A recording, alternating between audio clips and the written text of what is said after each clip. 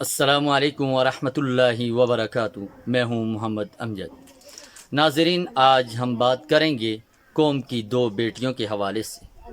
ایک وہ بیٹی جو پاکستان کا فخر، پاکستان کی آن اور پاکستان کی شان ہے، اور ایک وہ بیٹی جو پاکستان کی بدنامی کا سبب بنتی ہے۔ افسوس، صد افسوس، وہ بیٹی جو ناچ گانا کرنے والی، بے حیائی، فحاشی اور یعنی کا بازار گرم کرنے والی، اپنے جسم کی نمائش کرنے والی، مردوں کو اپنی طرف مائل کرنے والی، خود مردوں کی طرف مائل ہونے والی، اور سب سے بڑھ کر پاکستان کو بدنام کرنے والی ہو، تو ایسی عورت کے حق کے لیے ہماری آوازیں اٹھتی ہیں، ہماری آوازیں بلند ہوتی ہیں۔ اور وہ بیٹی جو پاکستان کا فخر، پاکستان کی آن، پاکستان کی شان ہے، نہایت تعلیم یافتہ ہے، تعلیم یافتہ گھرانے سے تعلق ہے، با حیا ہے، نہایت شریف ہے، اسلامی اقدار کا پاس کرنے والی ہے، اور ایک عظیم سائنسدان ہے۔ بات ہو ایسی بیٹی کی تو ہماری آوازیں بند ہو جاتی ہیں۔ مجھے یہ بات نہایت افسوس اور نہایت شرم کے ساتھ کہنا پڑ رہی ہے، اگر بیٹی ٹک ٹاکر ہو تو ہماری آواز اس کے حق کے لیے اٹھتی ہے، اگر بیٹی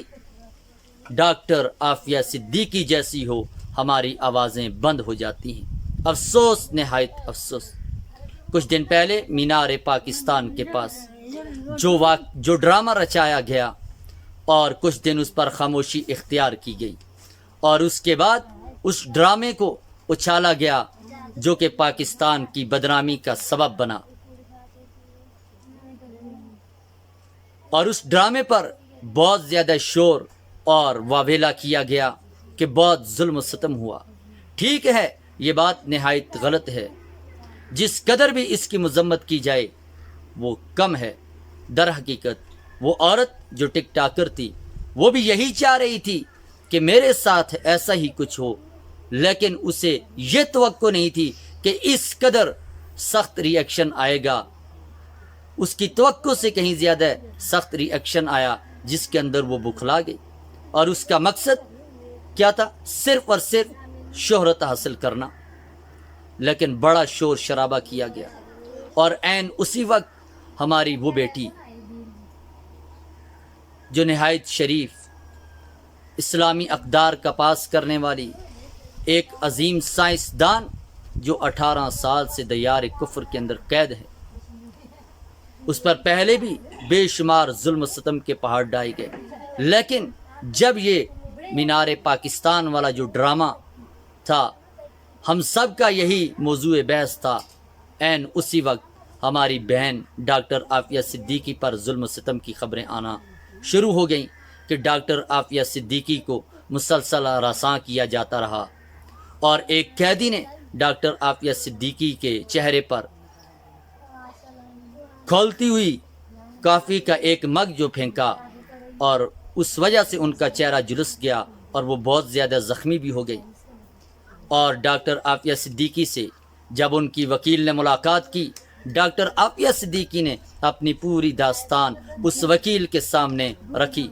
اور وہ وکیل کہنے لگی کہ ڈاکٹر عافیہ صدیقی نے مجھے کہا کہ اللہ کا شکر ہے کہ میری آنکھیں ضائع ہونے سے بچ گئیں۔ افسوس اس بات پر کہ وہ بیٹی جو پاکستان کی بدنامی کا سبب بنتی ہے، اس کے لیے ہماری آوازیں اٹھی، بہت شور اور واویلا مچایا گیا، لیکن ہماری قوم کی وہ بیٹی، پاکستان کی بیٹی جو پاکستان کا فخر ہے، اس پر ظلم و ستم عین اسی وقت کیا گیا، لیکن کوئی آواز بلند نہیں ہوئی، کوئی آواز نہیں اٹھی، کوئی شور شرابہ نہیں مچایا گیا کہ یہ ظلم و ستم کیوں ہوا۔